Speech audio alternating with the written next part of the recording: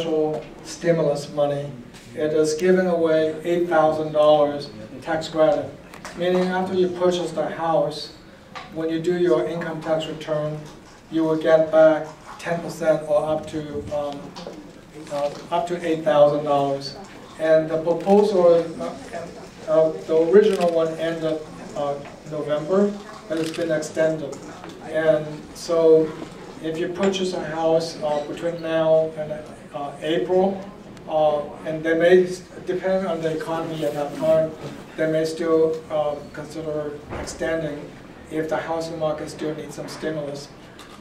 So the reference to $8,000 Obama tax refund is also very good. Let's say if you can buy a house for $80,000 and then for $89,000 you get back $8,000, that's like 10% free money. Okay, and of course I mentioned if you have non-performing Roth IRA, I would like to say that yes. I think we talk about the first home buyer, or the second one is okay, but legal primary residence. Do you have to have used to be? Yes. The Obama. You have to be first home buyer.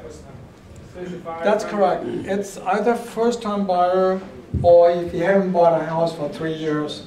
But Senator Johnny Isakson wanted to modify it to be not just the first-time buyer, but for everyone. Because if the market needs stimulus, why are you just limiting it to the first-time buyer?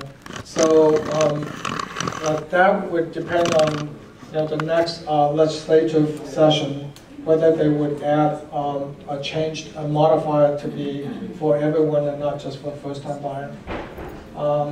The thing that I mentioned about Seth and Roth IRA is that for a while, the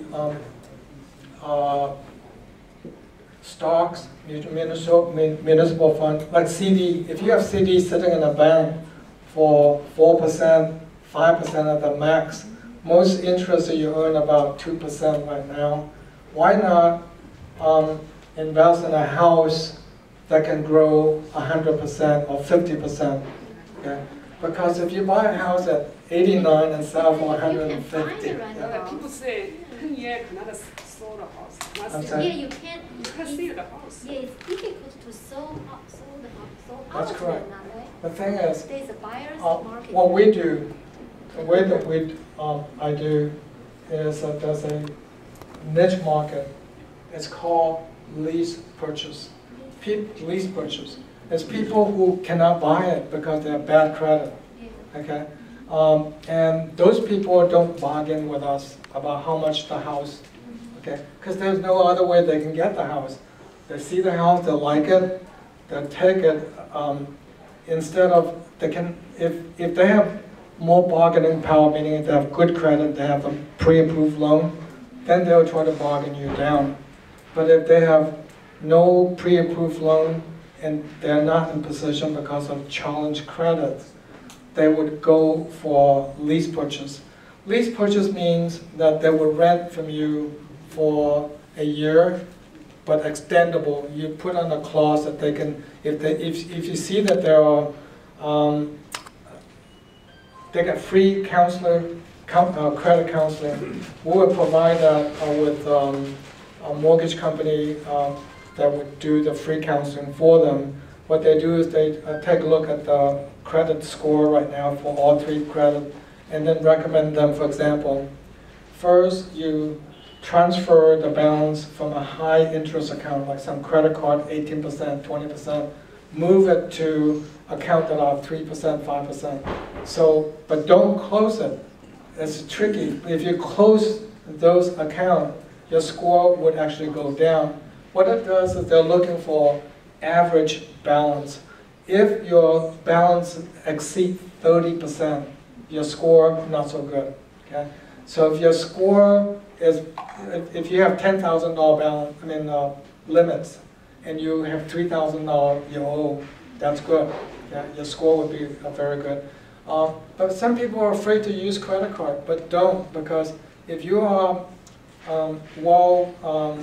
let's see, discipline, you use other people's money. You take the credit card, buy whatever you need, but pay for it when the bill comes. So do you pay any interest? No, you don't pay interest because you pay your balance on full, okay? And then if you don't close out the account, let's say if you have 10 credit cards and you move from one that have $8,000, you move it to the other one that have a low interest one. When they do the average balance and take the total amount you owe divided by the 10, it'd still be the same, basically, so your score doesn't drop, okay? But if you close one account or two accounts, it's divided by 8 or by 6, while your score is going to be, your average balance will be higher than 30%, so your score will be, but those are, those will be taught to you if you, you can call any of the mortgage company, and they'll be gladly counsel you for free because they want you to be their client. The goal is that if they teach you how to improve your credit score, eventually you would then, when you're ready to buy a house, you will use them for your service. How do you encourage the foreigners to become the Chinese people to invest in money here, the policy to save money? Yes. The way that I would do it is to form an LLC.